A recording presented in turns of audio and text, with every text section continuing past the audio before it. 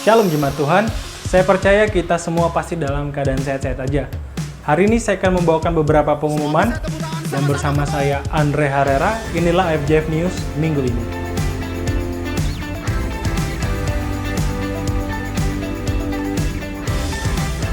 Berdasarkan keputusan Dewan Pengurus Pusat FJF Global, ibadah kita akan tetap dilaksanakan secara online sampai dengan situasi benar-benar terkendali dan aman.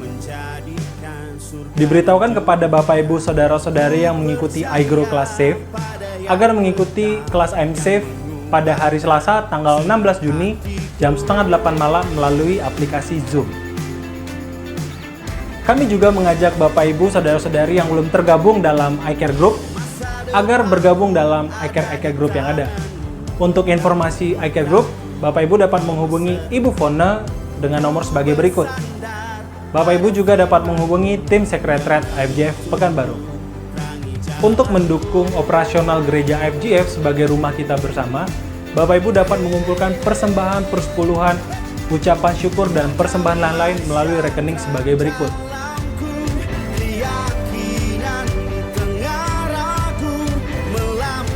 Bagi Bapak Ibu Saudara-saudari yang memiliki kendala dalam memberikan persembahan melalui transfer rekening, dapat memberikan persembahan secara tunai melalui iCare Leader atau tim sekretariat FJF Pekanbaru. Kami mengucapkan terima kasih banyak kepada Bapak Ibu Saudara-saudari yang telah memberikan persembahan, persepuluhan ucapan syukur dan persembahan lain-lain. Kami juga mengucapkan terima kasih kepada Bapak Ibu Saudara-saudari yang telah memberikan persembahan diakonia untuk membantu saudara-saudari kita yang terkena dampak dari COVID-19 ini. Tuhan Yesus memberkati. Demikian FJF News minggu ini. Kami berharap Bapak Ibu tetap menjaga kesehatan dengan makan makanan yang bergizi, istirahat yang cukup, dan olahraga yang teratur. Sebentar lagi kita akan mengikuti ibadah Super Sunday Online Service yang akan dibawakan oleh tim FJF Praise Pekanbaru, dan kita juga akan mendengarkan firman Tuhan. Jadi mari kita persiapkan hati kita siapkan diri kita untuk menerima berkat Tuhan. Enjoy the service and God bless you. Semua bisa sama-sama tepuk tangan.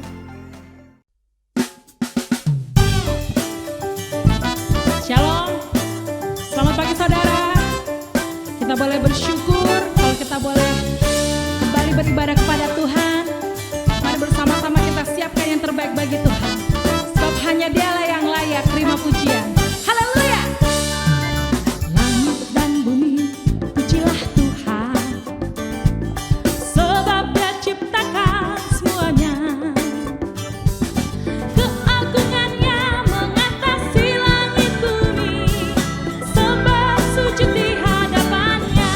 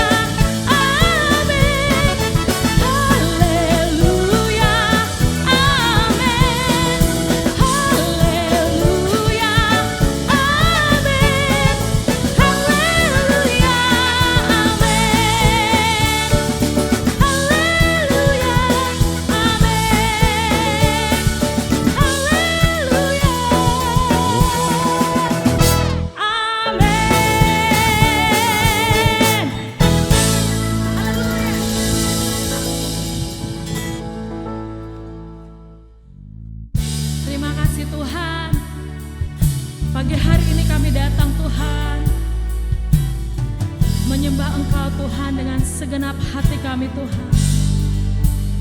Sebab kami percaya hanya Kau satu-satunya yang layak terima pujian. Haleluya.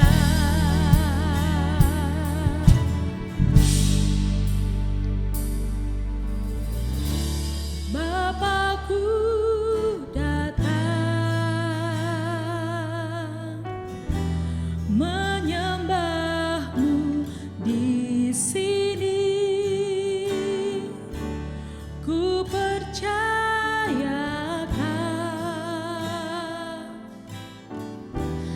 ada bagiku.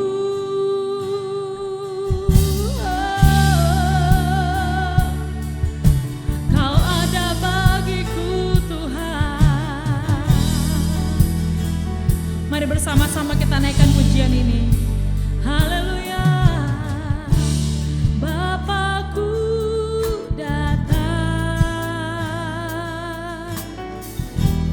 menyembah-Mu di sini. Ku percayakan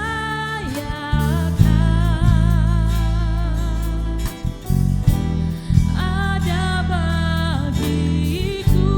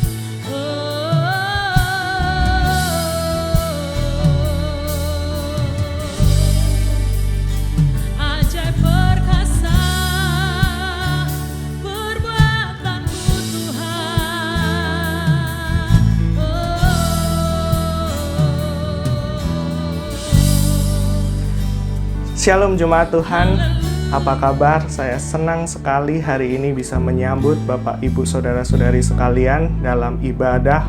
Meskipun masih dalam ibadah online, tetapi saya percaya sukacitanya tetap sama, berkat-berkat yang diterima juga akan tetap sama.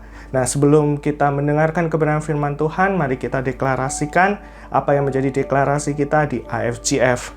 Inilah kabar baik. Saya diselamatkan oleh kasih karunia Allah, bukan oleh perbuatan saya. Saya dibenarkan, saya diubahkan, dan saya diberkati di dalam Dia. Sekarang saya tahu, segala sesuatu terjadi dalam hidup saya untuk kebaikan, karena saya dipanggil sesuai dengan rencananya. Bersama kita hidup untuk kemuliaan Allah. People is our mission, connect with God, make disciples. Mari Bapak Ibu Saudara-saudari sekalian, kita berdoa. Tuhan Yesus, kami bersyukur untuk hari ini. Terima kasih Engkau menyertai kami dengan sempurna. Kami bersyukur untuk segala penyertaan dan berkat-berkat yang Tuhan boleh berikan dalam kehidupan kami. Dan hari ini Tuhan, kami mau bersama-sama belajar akan kebenaran firman Tuhan. Kami mau belajar akan perkataan yang merupakan wujud dari iman kami. Ajari kami ya Roh Kudus, pimpin kami, sehingga kehidupan kami boleh semakin hari, boleh semakin menyenangkan Tuhan, boleh menjadi gambar dan rupa Tuhan di atas dunia ini, menjadi berkat buat sesama kami. Terima kasih ya Tuhan, kami serahkan pemberitaan firman Tuhan hari ini hanya di dalam satu nama, Tuhan Yesus Kristus. Amin. Sekali lagi, Shalom Bapak Ibu Saudara-saudari sekalian. Senang sekali saya hari ini boleh bersama-sama beribadah secara online dengan saudara-saudara sekalian. Dan minggu ini Kota Pekanbaru memasuki fase yang baru, yaitu dalam masa pandemi COVID-19, fase new normal. Kenapa harus ada new normal? Apa sih tujuan dari new normal itu sendiri? Yaitu untuk membiasakan masyarakat, membiasakan kita semua untuk memiliki kebiasaan yang baru. Kebiasaan dalam protokol kesehatan. Protokol kesehatan yang tepat untuk menjaga diri kita sendiri dan menjaga orang lain dari terpaparnya COVID-19.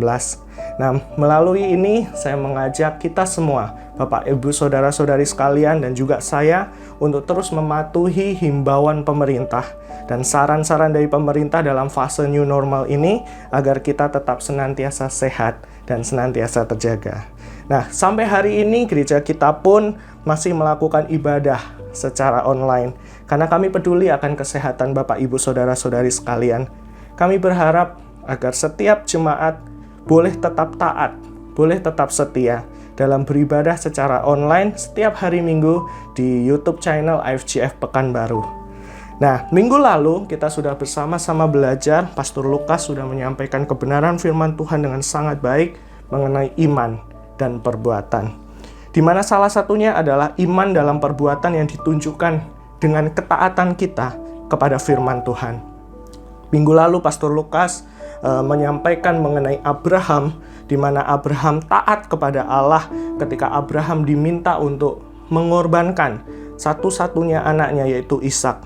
Dan seperti yang sama-sama kita tahu bahwa akhir dari cerita ini adalah Allah menyediakan, atau Jehovah Jireh, apa yang Abraham perlukan Allah sediakan, yaitu pengganti korban untuk Allah sendiri. Nah, ketaatan akan firman Tuhan adalah wujud iman dalam perbuatan yang harus kita lakukan. Dan percayalah bahwa Allah akan menyediakan yang terbaik bagi kehidupan kita semuanya. Nah, saya sangat diberkati oleh firman Tuhan yang disampaikan oleh hamba-hamba Tuhan di AFGF Pekanbaru. Meskipun saya melakukannya secara online, itu tidak mengurangi berkat-berkat yang saya terima, insight yang baru, pemahaman yang baru yang disampaikan oleh hamba-hamba Tuhan di gereja ini.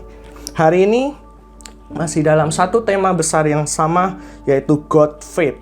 Dan kita akan bersama-sama melanjutkan pembelajaran kita dalam kitab Yakobus. Nah, hari ini kita akan bersama-sama belajar mengenai perkataan. Mari kita buka Alkitab kita di dalam Yakobus pasal 3 ayat 1 sampai 5. Yakobus pasal 3 ayat 1 sampai 5.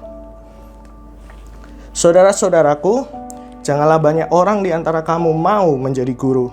Sebab kita tahu bahwa sebagai guru kita akan dihakimi menurut ukuran yang lebih berat. Sebab kita semua bersalah dalam banyak hal. Barang siapa tidak bersalah dalam perkataannya, ia adalah orang sempurna, yang dapat juga mengendalikan seluruh tubuhnya. Kita mengenakan kekang pada mulut kuda, sehingga ia menuruti kehendak kita. Dengan jalan demikian kita dapat juga mengendalikan seluruh tubuhnya. Dan lihat saja kapal-kapal, walaupun amat besar dan digerakkan oleh angin keras, namun dapat dikendalikan oleh kemudi yang amat kecil menurut kehendak jurumudi. Demikian juga lidah, walaupun suatu anggota kecil dari tubuh, namun dapat memegahkan perkara-perkara yang besar. Lihatlah, betapapun kecilnya api, ia dapat membakar hutan yang besar. Saudara-saudara, setelah kita mempelajari mengenai iman dan perbuatan, hari ini kita akan bersama-sama untuk belajar bahwa iman kita juga ditunjukkan melalui perkataan kita. Perkataan kita menentukan apa yang kita percayai dalam kehidupan kita. Perkataan adalah suatu output atau suatu hasil yang keluar dalam pemrosesan pemikiran kita. Sangat menarik, dalam pasal 3 ayat yang pertama dalam kitab Yakobus ini dituliskan mengenai himbauan agar jemaat Tuhan tidak semuanya mau untuk menjadi guru. Nah, hal ini sangat menarik karena saya sendiri adalah seorang guru. Ada alasan yang kuat yang saya rasa dituliskan dalam ayat pertama ini dan juga ayat yang kedua mengenai dasar pemikiran Yakobus mengenai hal ini. Bahwa seorang guru akan dihakimi menurut ukuran yang lebih berat, terutama karena perkataannya yang dipakai untuk mengajar. Sebagai seorang guru, saya memahami arti dan perkataan dari Yakobus, bahwa seorang guru menggunakan kata-katanya untuk mengubah kehidupan seseorang. Perkataan seorang guru adalah dasar dari ilmu dan informasi yang disampaikan kepada murid-muridnya, sehingga para murid mendapatkan pemahaman yang baru, dan para murid mengalami perubahan hidup. Bisa Anda bayangkan bagaimana jika seorang guru bukan mengajarkan hal yang benar, tetapi hal yang salah? Maka hasil yang didapat dari seorang murid itu maka akan menjadi hasil yang tidak baik. Dan seorang guru harus mempertanggungjawabkan apa yang diajarkan dengan ukuran yang lebih berat. Guru dalam bahasa Jawa adalah akronim dari digugu lan ditiru. Digugu artinya adalah dapat dipercaya, dan ditiru adalah dapat menjadi contoh. Betapa berartinya seorang guru bagi kehidupan manusia. Seseorang yang dapat dipercaya dan ditiru oleh para muridnya. Sehingga tidak mudah seharusnya untuk menjadi seorang guru. Guru bukan saja sebuah pekerjaan. Menjadi seorang guru adalah sebuah panggilan. Guru harus mengalami sebuah proses pendidikan, memahami dasar ilmu yang diajarkan, dan bahkan memahami kode-kode etik sebagai seorang guru, baik itu kode etik yang tertulis maupun yang tidak tertulis. Setiap perkataan dan perbuatan yang dilakukan oleh seorang guru akan menjadi standar bagi orang-orang di sekitarnya, terkhusus bagi para muridnya. Nah, tujuan dari Yakobus menuliskan nasihat ini tentu bukan ingin mengatakan untuk kita tidak menjadi seorang guru. Namun Yakobus ingin mengatakan dan menekankan bahwa jika kita menjadi seorang guru, kita harus menjadi seorang guru yang benar. Kenapa?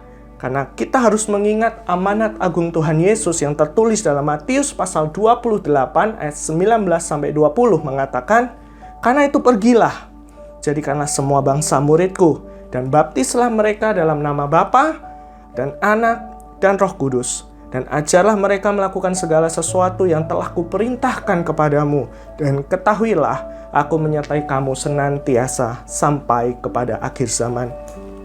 Kita tahu bahwa amanat agung Tuhan Yesus ini berlaku untuk setiap kita orang percaya, di mana kita memiliki tugas yang salah satunya adalah mengajar. Kalau kita perhatikan baik-baik dalam ayat yang ke-20, Matius 28 ayat 20 tadi dikatakan, "Dan ajarlah mereka." Saya tahu, saya paham bahwa tidak semua orang memiliki keterampilan dalam mengajar. Tetapi semua orang bisa berbicara tentang kebenaran. Dan setiap perkataan kita tentang suatu kebenaran, terutama kebenaran firman Tuhan, itu diperhitungkan sebagai sebuah pengajaran untuk orang-orang di sekitar kita. Nah, mari saya mengajak untuk setiap kita memahami dasar firman Tuhan ini, bahwa setiap kita memiliki panggilan untuk menjadi terang, panggilan untuk menjadi garam, dan panggilan menjadi guru bagi dunia ini.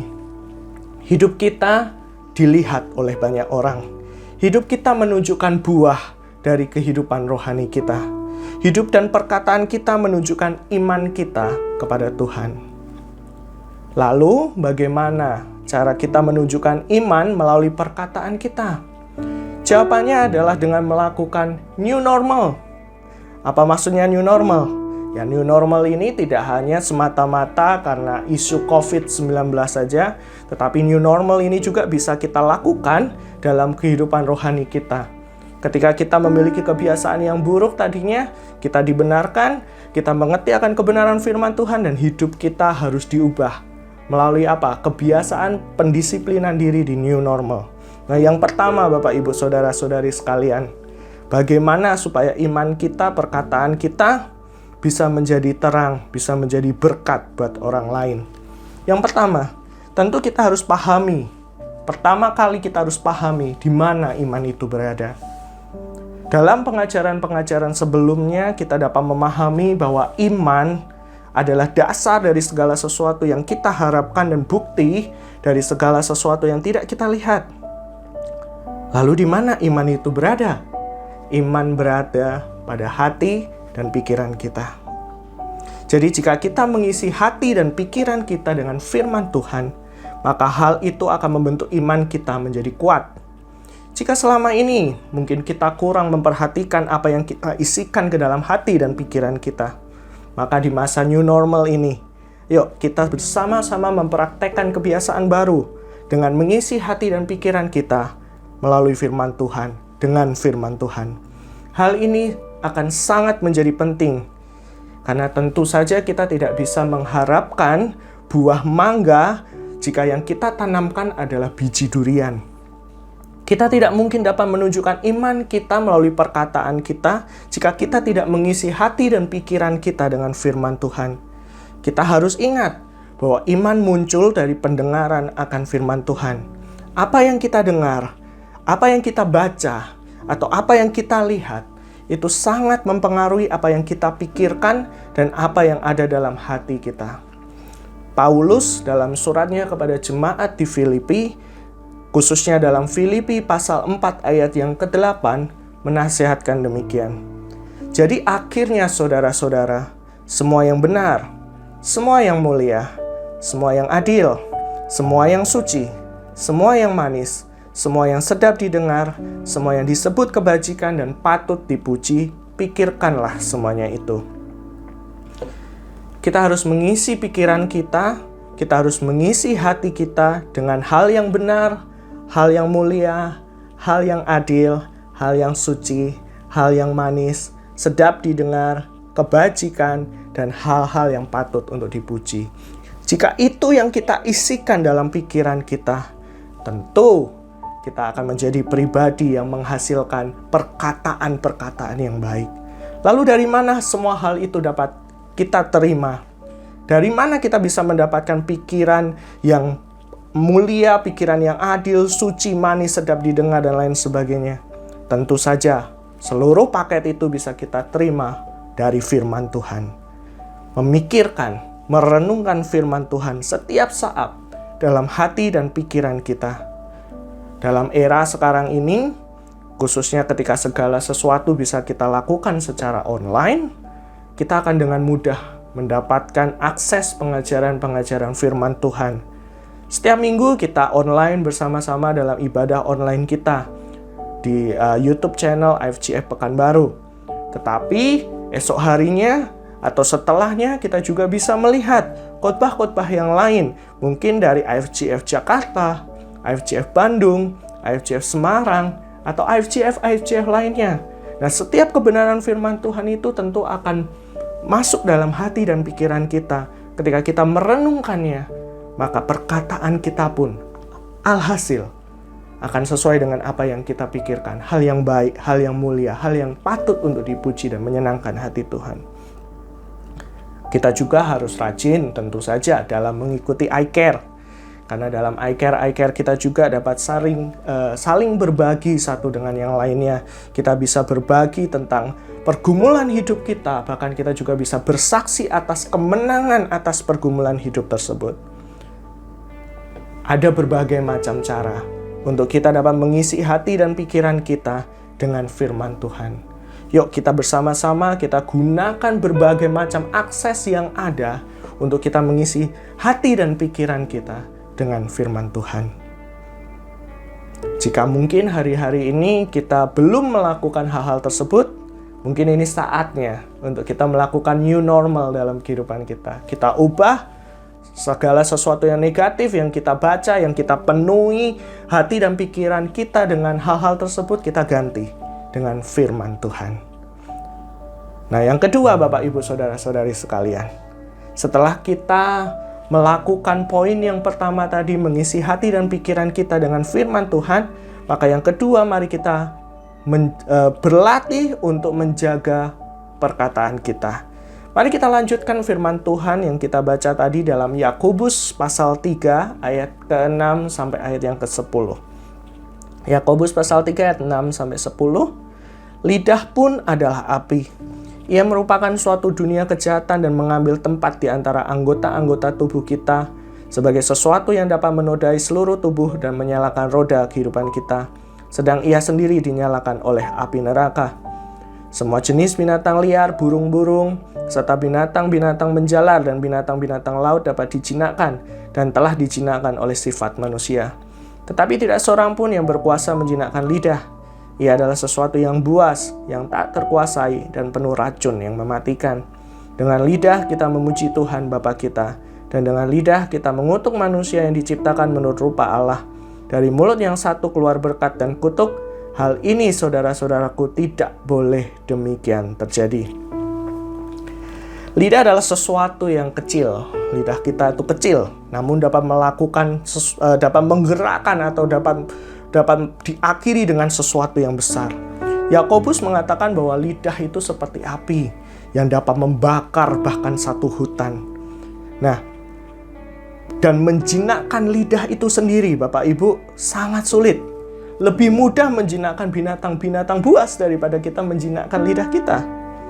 Amsal pasal 18 ayat 21. Di situ dituliskan bahwa hidup dan mati dikuasai oleh lidah. Siapa suka mengemakannya akan memakan buahnya.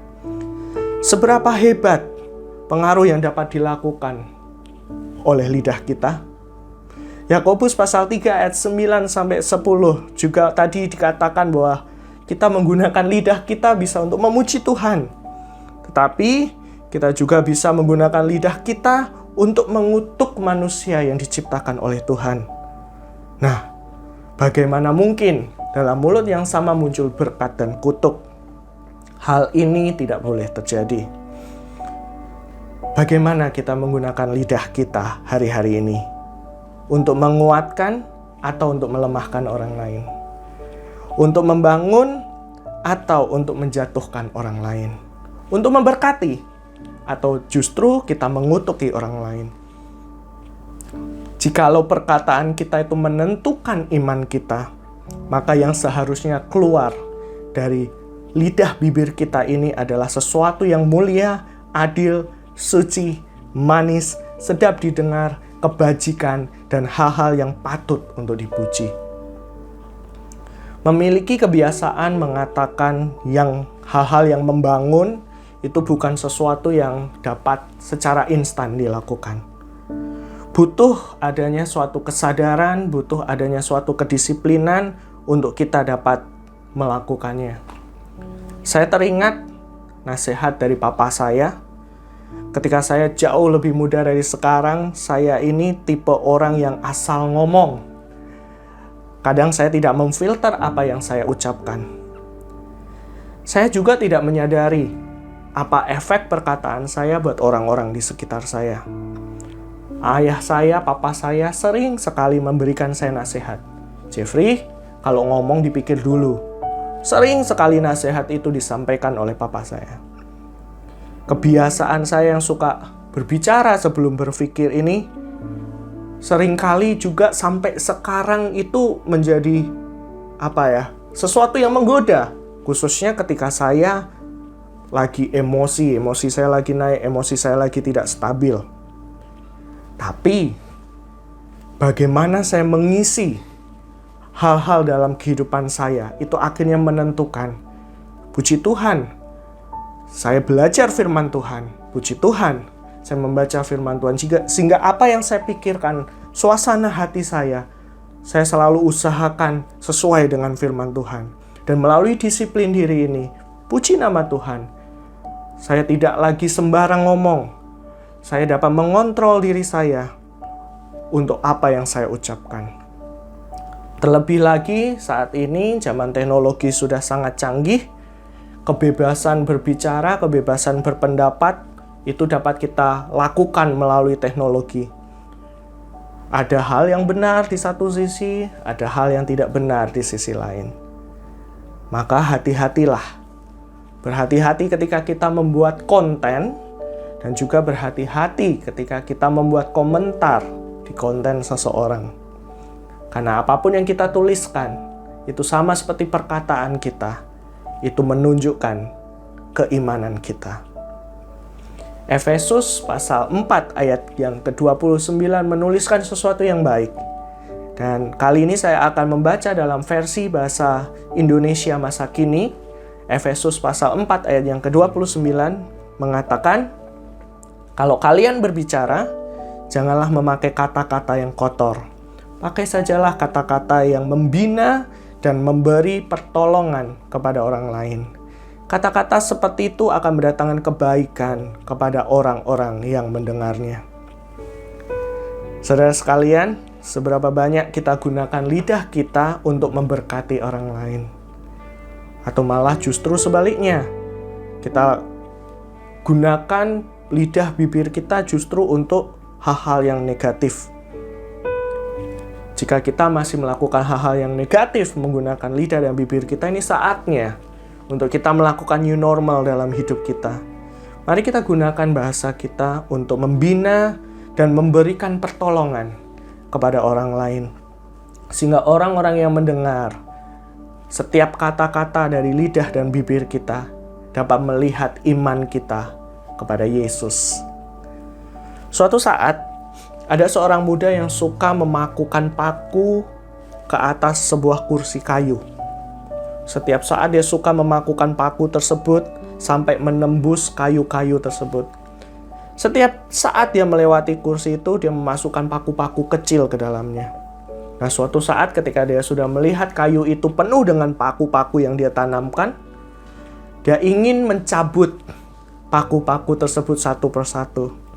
Ketika semua paku itu berhasil dicabut, dia menyadari satu hal, bahwa bentuk kursi itu berubah. Penuh lubang bekas paku yang tertancap pada kayu tersebut. Ini sama seperti perkataan kita. Setiap perkataan yang kita ucapkan, itu tidak bisa kita tarik kembali. Sekali ucapan itu menancap dalam hati orang yang mendengarnya, entah itu perkataan yang positif maupun perkataan yang negatif, itu tidak bisa kita tarik lagi. Nah, kalau perkataan itu adalah perkataan yang menyakitkan, perkataan yang tidak baik, walaupun kita meminta maaf sekalipun, belum tentu akan memulihkan hati yang sudah terluka tersebut. Mari kita bersama-sama memperhatikan kata-kata kita.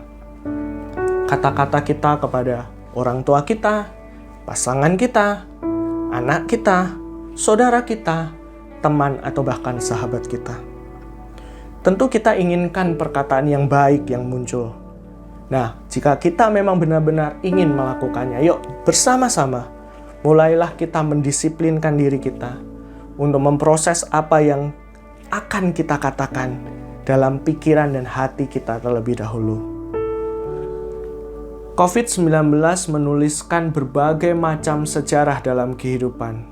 Tidak hanya secara umum, tetapi juga kehidupan secara pribadi. Ada yang mungkin mengalami masalah ekonomi hari-hari ini.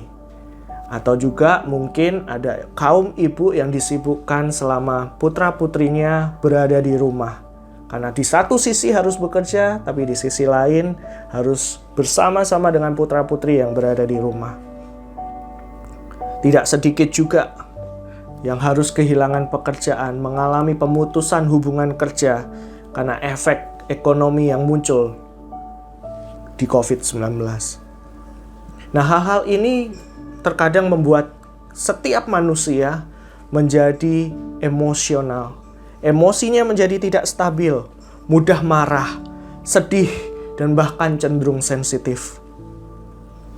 Ini tidak terjadi pada satu orang saja, tetapi benar-benar terjadi pada semua orang. Nah, marilah kita menjadi pribadi yang berbeda. Di tengah kondisi seperti ini, yuk kita tunjukkan iman kita melalui perkataan-perkataan kita. Kita harus mampu berpikir dengan positif. Maka hati dan pikiran yang positif akan menghasilkan perkataan-perkataan yang positif. Berkatalah dengan penuh kelemah lembutan. Karena mungkin kelemah lembutanlah yang saat ini sedang dibutuhkan oleh orang-orang di sekitar kita. Bawalah kabar baik, karena itu adalah tugas kita. Hari ini kita bersama-sama telah belajar bahwa perkataan kita itu adalah salah satu wujud dari iman kita. Perkataan yang baik adalah wujud dari iman kita yang benar. Hati dan pikiran yang dipenuhi dengan firman Tuhan akan memampukan kita mengatakan hal-hal firman Tuhan. Setelah itu, mari kita bersama-sama belajar untuk mendisiplinkan diri kita, untuk kita menjadi pribadi yang berpikir sebelum mengatakan sesuatu. Hal-hal yang baik, hal-hal yang benar, itu yang harus kita katakan. Di tengah-tengah kondisi yang tidak baik, tetap perkatakan perkataan yang positif, perkatakan firman Tuhan. Saya berdoa semua kita dapat diberkati melalui kebenaran firman Tuhan hari ini. Mari kita berdoa. Tuhan Yesus, kami bersyukur kepadamu untuk firman-Mu. Hari ini kami belajar ya Tuhan, bahwa iman kita harus kita tunjukkan juga melalui perkataan kita. Dan kami sadar terkadang kami menggunakan kata-kata kami untuk hal-hal yang tidak tepat. Hari ini kami diinsafkan, hari ini kami disadarkan. Dan kami mau bersama-sama ya Tuhan, sebagai jemaat Tuhan, untuk kami diubah oleh kebenaran firman Tuhan.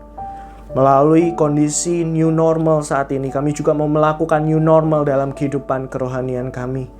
Kami mau belajar firman Tuhan lebih lagi, mengisi hal-hal yang penuh dengan kebaikan, kebenaran firman Tuhan dalam hati dan pikiran kami.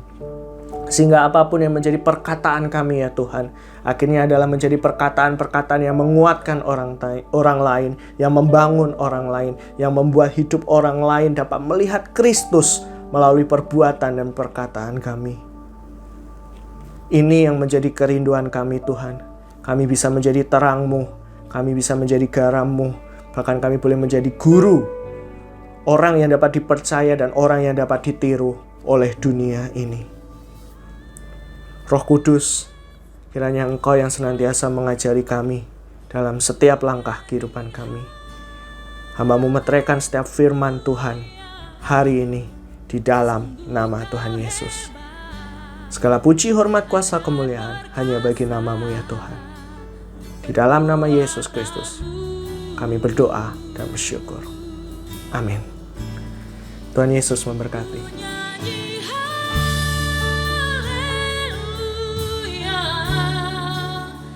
Ku nyanyi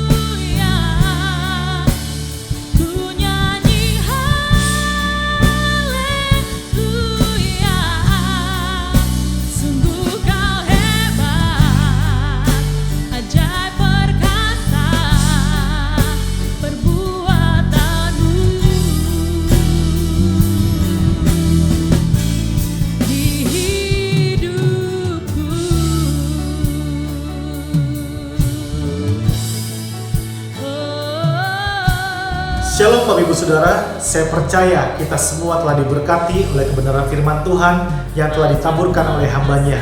Hari ini mari bersama-sama kita berdoa untuk menerima berkat yang daripada Tuhan. Kiranya berkat yang berasal daripada Bapa di sorga, yaitu damai sejahtera yang melampaui segala akal manusia, akan memelihara hati dan pikiran saudara. Dan berkat kasih sayang daripada anaknya yang tunggal, yaitu Tuhan Yesus Kristus sebagai Tuhan dan Juru Selamat kita semua yang percaya kepadanya, dan berkat penyertaan daripada Roh Kudus menyertai sampai Maranatha, Tuhan Yesus datang kedua kali menjemput setiap orang yang percaya kepadanya. Di dalam nama Tuhan Yesus Kristus, kita semua yang percaya dan sudah diberkati bersama-sama katakan amin. Sekali lagi, selamat hari Minggu, tetap jaga kesehatan, Tuhan memberkati. Demikian Super Sunday Online Service kita minggu ini. Kami mengucapkan terima kasih banyak kepada Bapak Ibu Saudara-saudari yang telah mengikuti ibadah hari ini. Saya percaya kita semua pasti menerima berkat yang luar biasa. Minggu depan kita akan bertemu kembali dalam ibadah Super Sunday Online Service kita di waktu dan jam yang sama. See you next week and God bless you.